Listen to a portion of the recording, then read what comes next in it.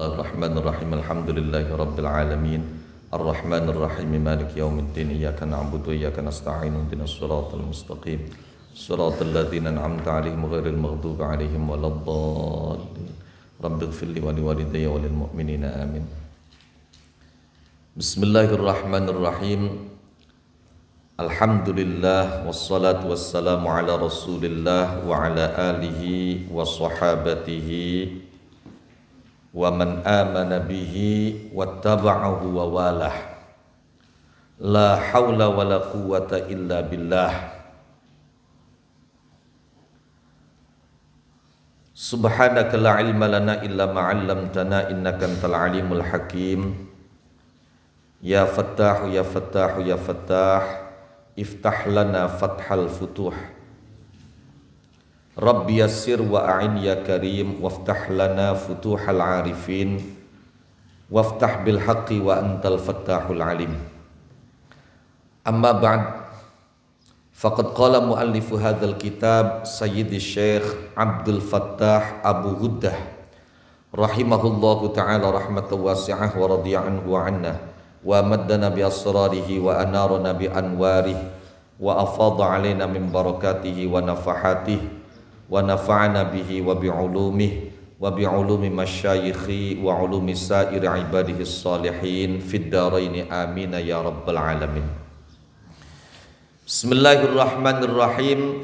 Wa qala al-hafiz adz-Dzahabi fi tadhkiratil huffaz fi tarjamatil imam Sya'bi Amir ibn Syarahila al-Kufiyyi al-Hamadani aidan rahimahullahu ta'ala.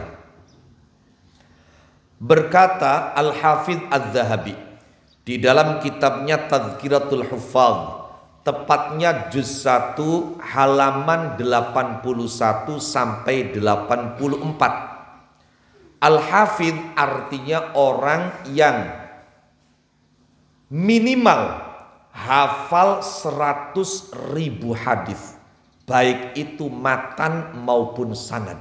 Allah. Al-Hafidh Adz-Dzahabi di dalam kitabnya Tadhkiratul Huffaz juz 1 halaman 81 sampai 84 menuturkan biografi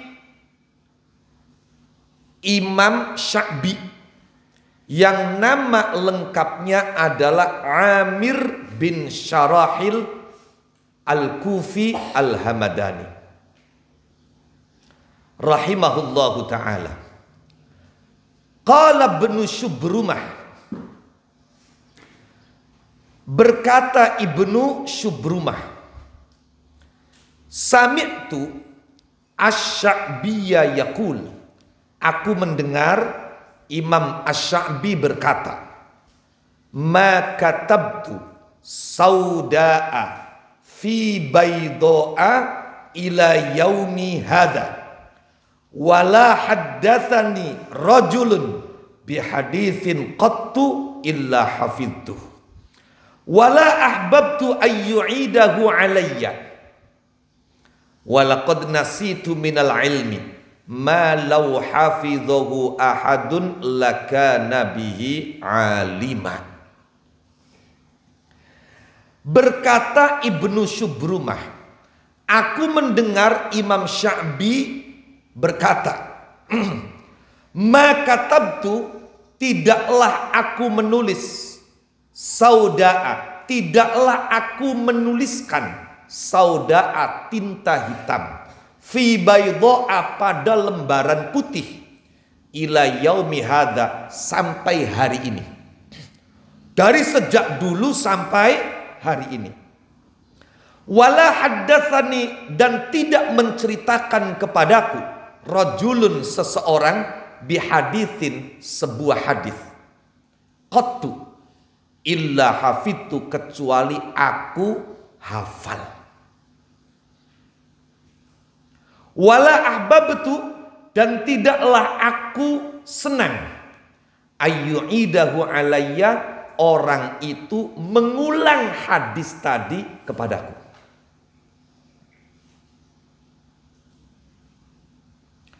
Walaqad nasitu minal ilmi, dan sungguh aku telah melupakan sebagian dari ilmu. Lau hafidhahu ahadun, yang seandainya seseorang hafal sebagian ilmu yang aku lupa, itu dihafal oleh seseorang, lakana bihi aliman, maka pasti orang itu akan menjadi orang yang alim. Allah. Apa maknanya? Maknanya orang mencari ilmu bukan hanya siap dengan tantangan dan rintangan serta kesulitan, bukan hanya semangat, tapi juga mesti cerdas. Karena itu, dalam Ta'limul Muta'allim yang ditulis oleh Al-Allamah Az-Zarnuji, juga di dalam kitab-kitab yang lain, di antara syarat yang harus dipenuhi oleh seorang pelajar ilmu agar dia berhasil menguasai ilmu, berhasil mendapatkan ilmu, maka syarat pertama adalah cerdas.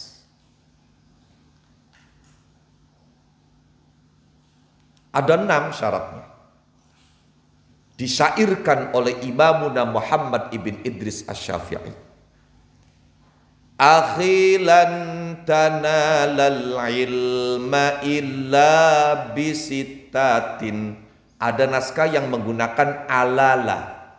Alala tanalul ilma illa bisittatin. Tapi kalau di banyak kitab pakainya akhilan tanala.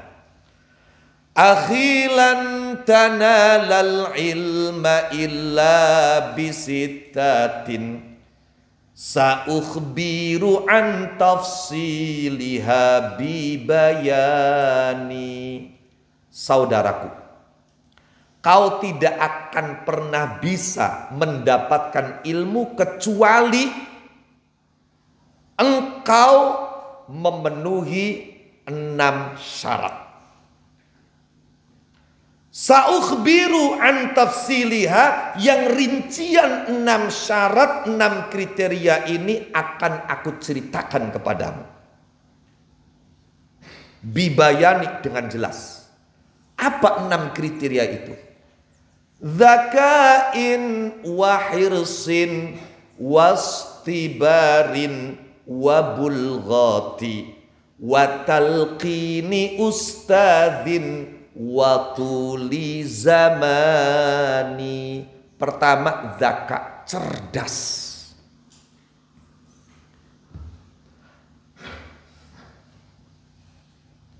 Lah, cerdas ini beda dengan tampan, beda dengan cantik. Kalau tampan cantik itu ada 2. Ada dari sananya, ada dari dananya.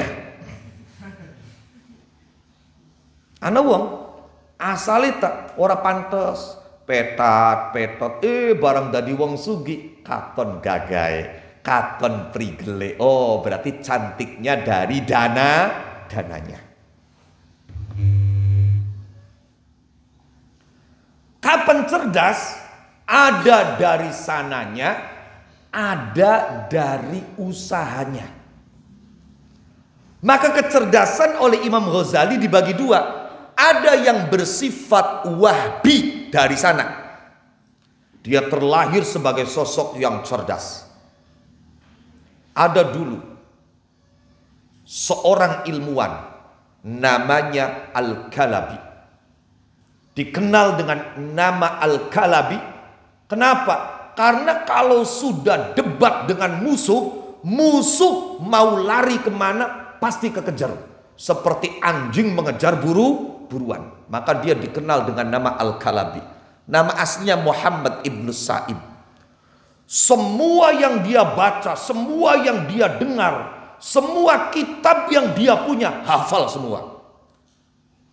Kata ulama, kecuali Quran, Al-Kalabi ini nggak hafal. Akhirnya dia dibully oleh teman-temannya. Ente itu gimana? Kitab yang tebal-tebal, nazom yang sampai ribuan bait, hafal. Masa Quran nggak hafal? Setiap hari, setiap ketemu dengan teman, dia terus mendapatkan ejekan seperti itu. No. Akhirnya Al-Kalabi kemudian bertekad untuk menghafalkan Quran. Sampai hari ini saya belum hafal Al-Quran, bukan karena saya tidak bisa menghafalkan Quran, tapi karena saya memang belum minat. Tapi karena kalian selalu mengejek saya akan buktikan bahwa saya pun bisa menghafalkan Al-Quran. Akhirnya apa? Al-Kalabi masuk rumah, masuk dalam kamar, pintu kamar dikunci, jendela dikunci, tidak keluar dari kamar selama 3 hari 3 malam. Pintu kamar dibuka setelah 3 hari, hafal Quran 30 juz. Cerdas. Zakat.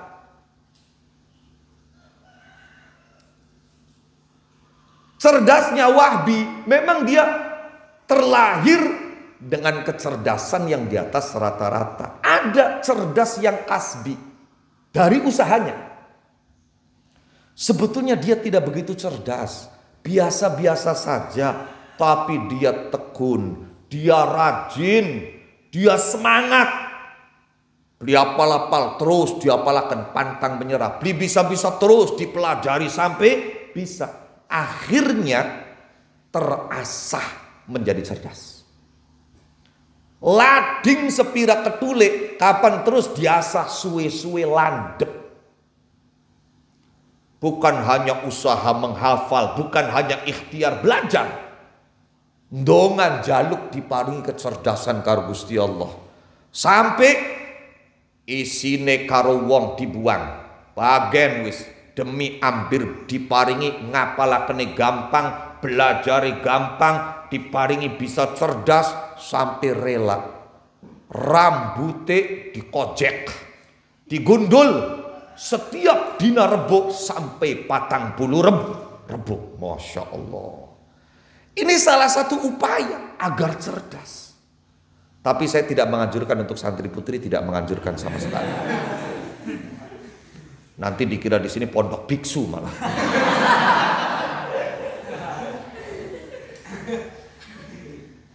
Jadi jangan berkecil hati, mereka yang tidak memiliki kecerdasan Wahbi, jangan berkecil hati.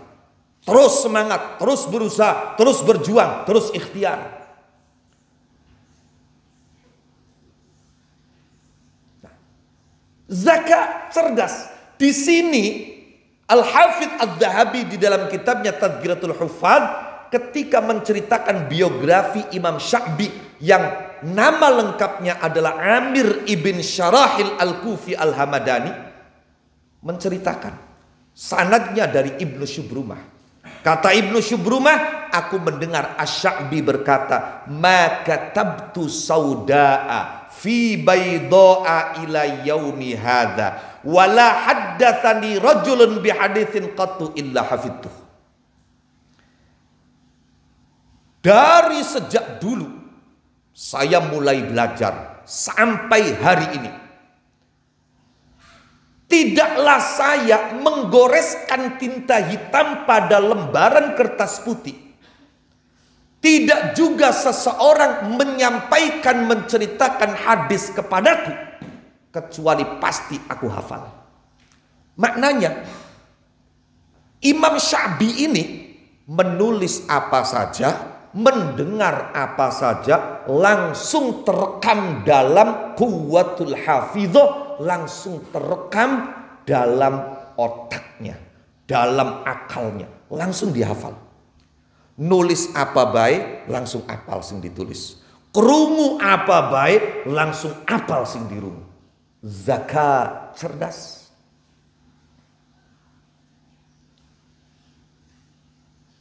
Bahkan Wala ahbabtu ayyu'idahu alayya, dan aku tidak suka orang yang menceritakan hadis kepadaku itu sampai harus mengulang. Artinya apa? Beliau hafalnya sekali dengar. Sekali mendengar langsung hafal tanpa orang itu harus mengulang. Beda kalau kita pengen hafal diulang banding. Beliau sekali dengar langsung hafal, terekam dengan baik. Pengen mekonon, ana beli gawane. Waduh, kita gawane sing ana plonga-plongo, ya wis. Bakat cerdas gawane laka, cerdas usaha. Sing semangat.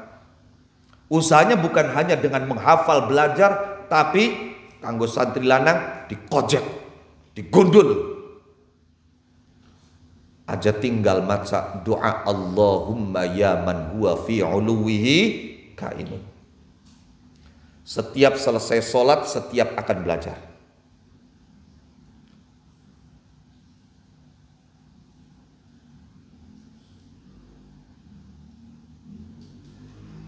Untuk urusan digundul, setiap hari Rebo sampai 40 Rebo ada kitabnya. Kalian bisa cek dalam kitab Busyrul Karim, Syarah Masailit Ta'lim. Man halaqa ra'sahu arba'ina arbi'a sara faqihan. Barang siapa yang menggundul rambut kepalanya setiap hari Rabu sampai 40 Rabu, maka orang itu jadi ahli fikih, jadi orang yang faham agama. Untuk doa Allahumma ya man huwa fi uluwi kain, itu sanadnya dari wali besar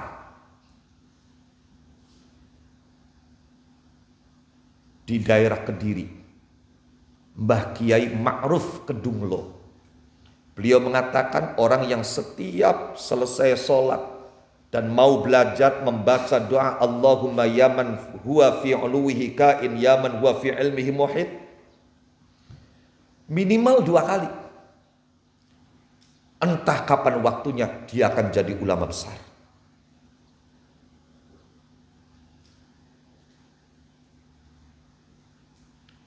Karena di dalam untayan doa itu ada permohonan kita kepada Allah. Allahumma akrimni minka binuril fahmi.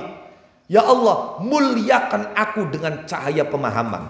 Tadi guru, ustadz, kiai neranga kenapa langsung padang faham.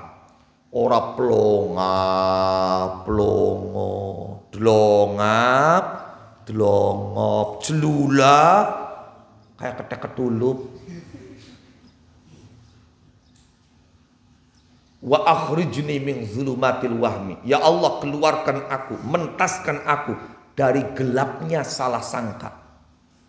Ana wong kok salah sangkaan, Bay. Cari kita si anu ki. Beli ura salah maning. Cari kita si anu salah maning. Wahem maran.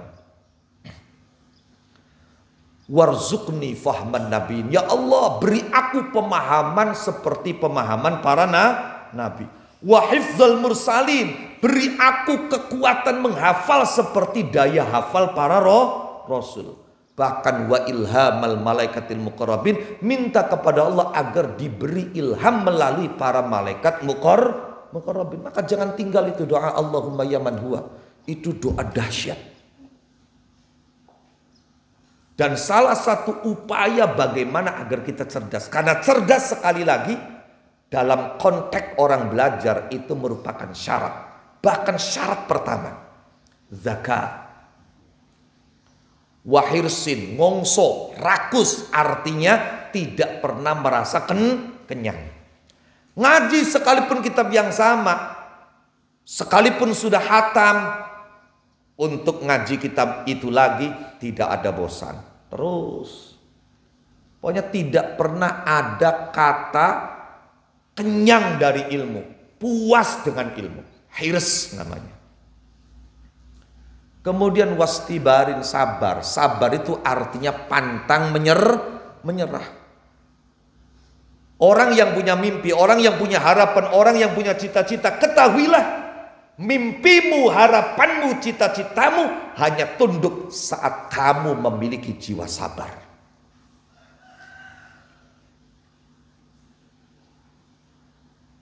Karena itu dalam syarah Ibnu Aqil dikatakan, la astashilanna sa'ba au udrikal muna faman qadatil amalu illa lisobiri. Kemudian wabul ghatin, bekal. Orang belajar harus ada bekalnya. Kita sudah pernah sampaikan, sahabat Jabir demi untuk bisa mendengar hadis langsung dari orang yang mendengar hadis itu langsung dari Rasulullah Sallallahu Alaihi Wasallam, beliau sampai rela membeli onta dan menempuh perjalanan 1 bulan. Berapa banyak bekal biaya yang dihabiskan Jabir? Memang orang belajar perlu bulughah. Karena apa? Perlu tuku Quran, perlu tuku kitab, perlu tuku pulpen, perlu tuku buku bulughah. Kapan uang belajar lah ke bulghoe? Ya belajar jiping. Baru jiping. Ngaji kuping. Kayak bangsane Bijena, Bisiti, Maryati, Sumiyati, Mansolikin, Samsudin, Dulkipli. Jiping. Tapi kalau kita betul-betul menginginkan ilmu, harus ada bulughah. Karena apa? Perlu kitab, perlu buku, perlu pulpen. Kalau tidak punya, maka cerdasnya harus di atas rata-rata. Kama kana alaihi imamuna Muhammad bin Idris Asy-Syafi'i. Imam Syafi'i itu yatim miskin. Karena itu awal-awalnya Imam Syafi'i mengkritik. Ada orang alim kaya itu mengkritik. Baru beliau tidak begitu kencang menyampaikan kritik kepada orang alim kaya setelah berguru kepada Imam Malik, dan beliau tidak lagi mengkritik orang alim yang kaya setelah beliau belajar kepada muridnya Imam Abu Hanifah, Muhammad ibn Hasan Asy-Syaibani. Sampai beliau ketika ngaji sama Imam Malik, jangankan beli kitab, untuk beli buku dan pulpen saja nggak ada, nggak punya uang. Tapi cerdasnya Imam Syafi'i, lah umur 7 tahun beliau sudah hafal Quran. Sirap hitung tahun, apalagi paling balonku ada 5. Iya kan?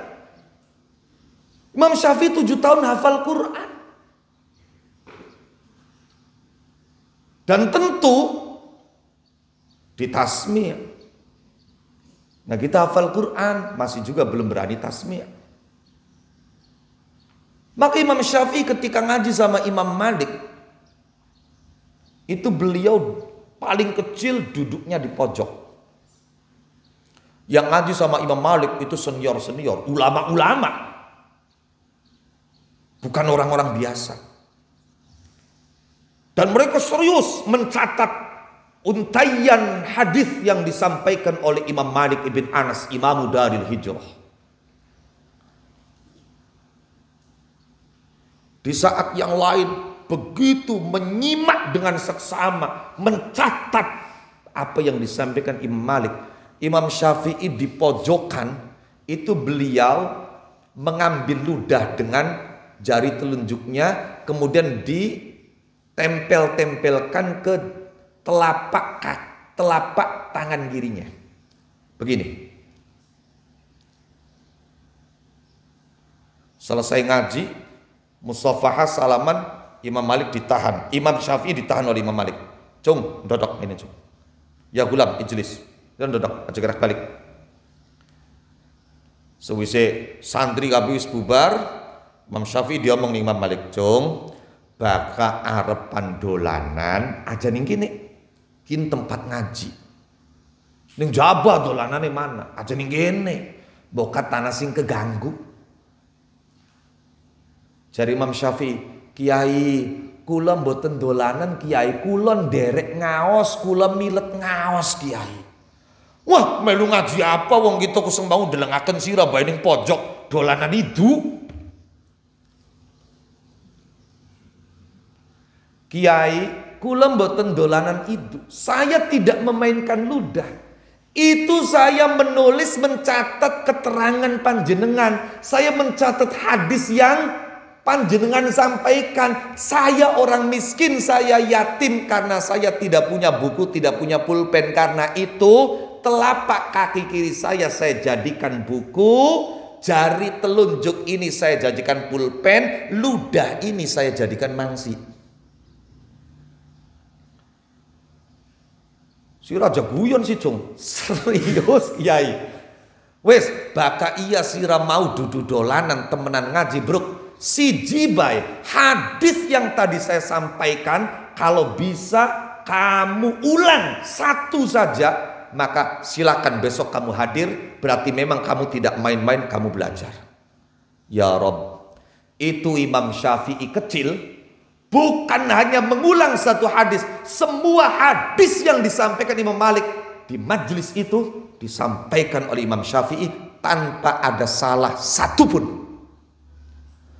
Imam Malik, wah ini bukan anak sembarangan ini.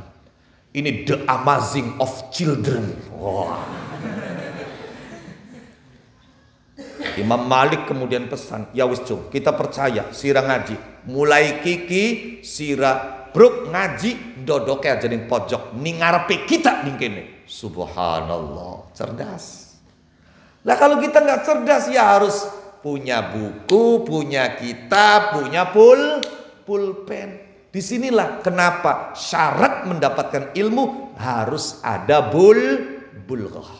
Zakain wa hirsin wastibarin wa bulghati wa talqini ustadi. Naskah lain menyebutkan wa irsyadi ustadi. Wa talqini ustadi. Talqin itu masdar dari kata laqana yulaqinu talqinan. Semakna dengan kata allama yu'allimu ta'liman. Makanya talqin wong mati, mulangi wong mati, taklim wong mati. Jadi watalqini ustadzin artinya ngaji itu tidak boleh otodidak. Tidak boleh self education. Tidak boleh belajar sendiri, belajar mandiri. Harus ada pengajaran dari guru. Harus ada talqin dari seorang teacher. Ustaz, guru. Kudu diulang. Beli kena otodidak. Belajar dewek baik. Wah ya guru setan sira. Paham ya? No. Setidaknya keperluan murid kepada guru itu selama dia masih ada di kelas mubtadiin.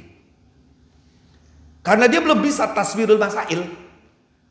Beda ketika dia sudah sampai ke level mutawasitin. Dia bukan hanya paham, tapi sudah bisa taswirul masail. Bahkan sedikit yang dia mengerti itu sudah bisa mengantarkan dia untuk memahami yang lainnya.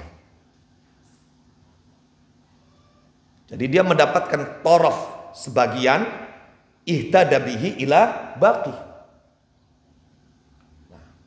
Jadi setidaknya talqin ustadz diperlukan saat murid itu masih kategori level tadi. Beda dengan dunia tarekat. Dengan konteks suluk ilallah, sair ilallah, safar ilallah. Maka guru ini mutlak diperlukan sampai kita wusul. Baru setelah guru membimbing kita, menggandeng kita, dan sampai kepada Allah, saat itu guru kemudian mengatakan, ha anta warabbuk. Berpisah. Dan yang terakhir, watuli zamani. Wong ngaji iku harus lama. Ngaji 3 wulan je pengen pinter. 3 tahun, 7 tahun dia pengen pinter. Ya kalau serius dan cerdas bisa saja. gurunya guru saya. Gurunya guru-guru saya bahkan. Lazala fi rahmatillah. Mbah Kiai Sanusi Babakan Ciwaringin. Itu berkata kepada santri-santrinya, kalian serius ngaji sama saya 3 tahun bisa baca kitab. 5 tahun kitab apa saja. 7 tahun siap ngadep pesantren. Dan ada beberapa anak yang 3 tahun bisa baca kitab itu di sini. Yang serius belajarnya. Serius. Dan semangat.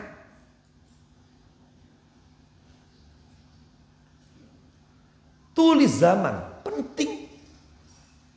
Makanya ketemu pirang perkara ana wong je misale 40 dina ngaji belajar toli bisa maca kitab. Taqabbalallahu minna wa minkum. Aja bara 40 dina 6 bulan je muni bisa maca kitab. Wah wis.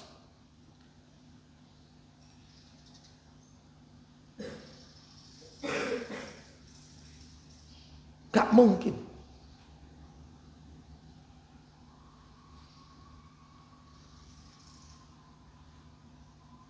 Apalagi sampai faham. Karena tingkatan belajar itu pertama bagaimana kita bisa membaca. Membaca sendiri sebetulnya itu ada grid-gridnya. Jadi santri pertama yang harus dilakukan kaifa aqra, bagaimana saya bisa membaca. Lah, membaca ini ada grid-gridnya, ada kelas-kelasnya, ada tingkatan-tingkatannya. Pertama, membaca yang benar. Kiro atas sihatin. Priben kira-kira macanya bener. Padu bener bedingin.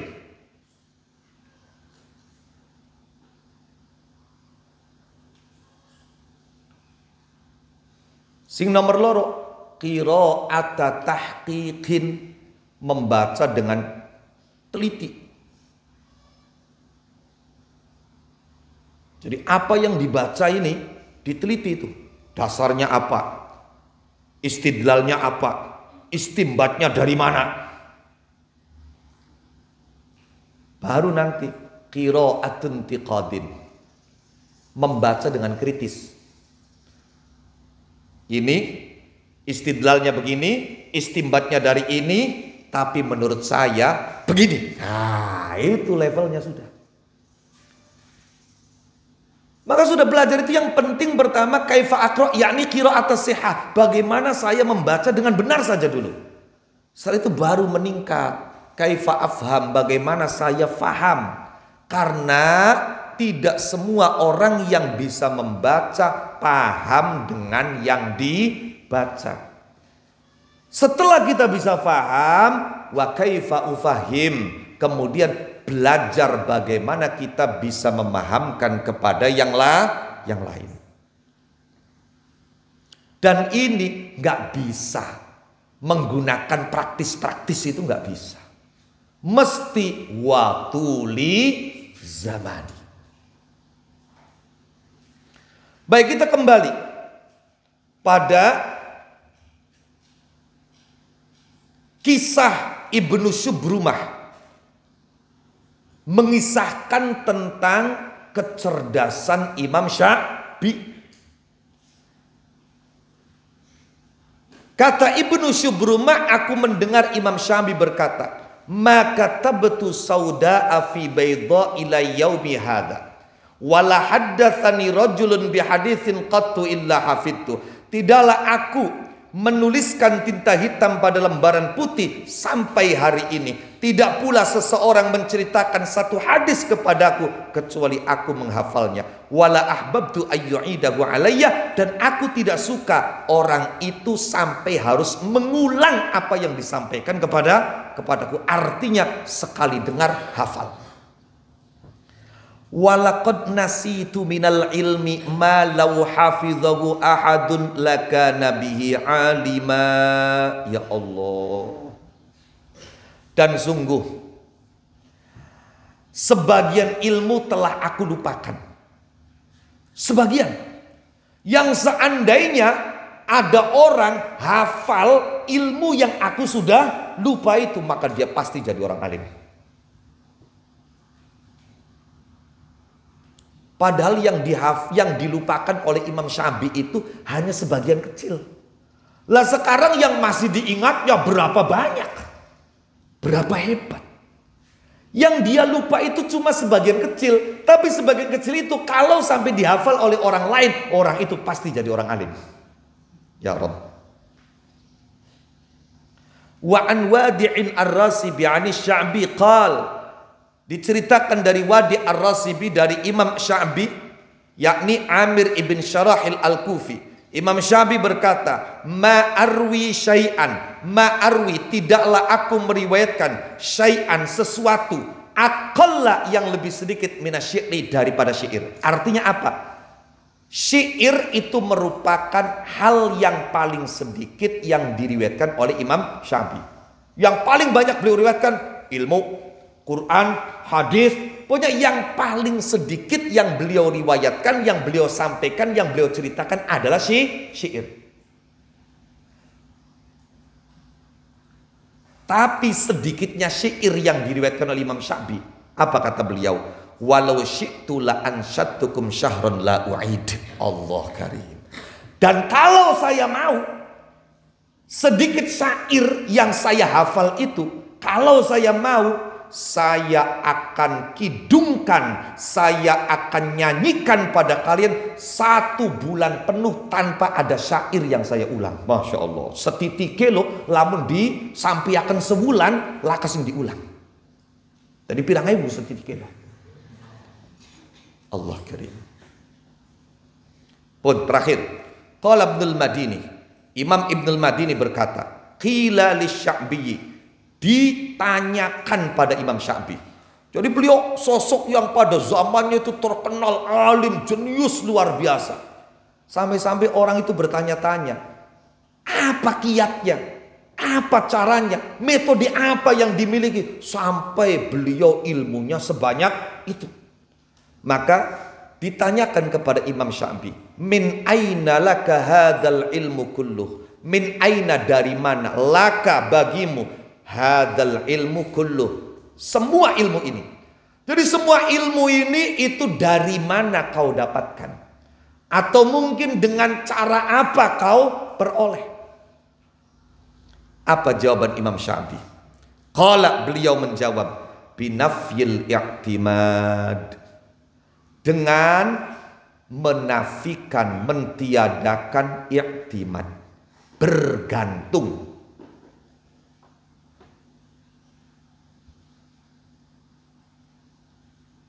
Sementara kita kan belajar sing semangat, biasa-biasa bela padahal kampung kita kiai ake arane i'timad karo wong sejen. Diapalaken liki yang padahal kitab kok bakal pengen deleng kari dibuka be kitab arane i'timad. I'timad karo wong, i'timad karo kitab, nafyul i'timad buang. Jangan ada i'timad. Saya harus bisa, saya harus hafal, saya harus paham. Saya tidak boleh mengandalkan catatan, saya tidak boleh mengandalkan guru, saya tidak boleh mengandalkan orang lain. Itu prinsipnya. Yang kedua, wasairi fil bilad, melakukan perjalanan ke berbagai tempat. Aja dekem bae ning kampunge dewek. Rohal. Safir tajid iwadhan amman tufariquhu wansab fa inna ladzal aishi fin nasabi. Pergi dan tinggalkan kampung halaman. Jangan takut, kau akan menemukan ganti dari orang-orang yang kamu tinggalkan. Wansab, berlelah-lelahlah. Fa inna ladzal aishi fin nasabi, sesungguhnya nikmatnya hidup itu ada dalam berlelah-lelah. Orang akan merasakan hidup itu nikmat kalau dia mau lelah. Orang yang tidak mau lelah, dia tidak akan merasakan nikmatnya hidup.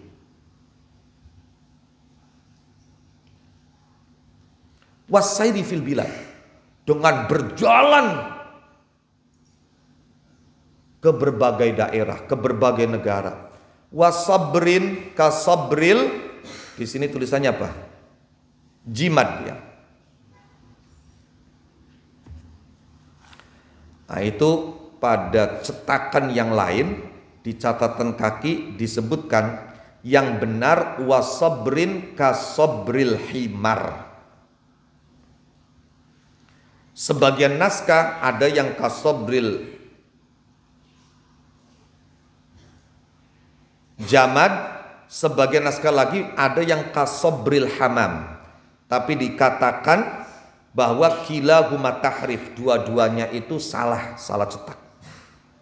Yang benar wasabrin kasabril himar.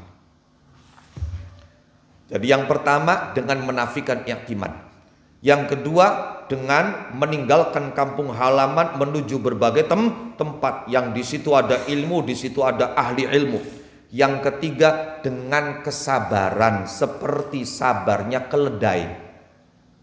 Keledai itu binatang paling sabar. Sekalipun tubuhnya tidak setinggi dan segagah kuda, tapi dimomoti beban pira bae beliau akan protes. Poe kapan kabot ya tiba deh, tiba berusaha tangi maning, tiba berusaha tangi maning, himar gitu. Kemudian yang kelima ya,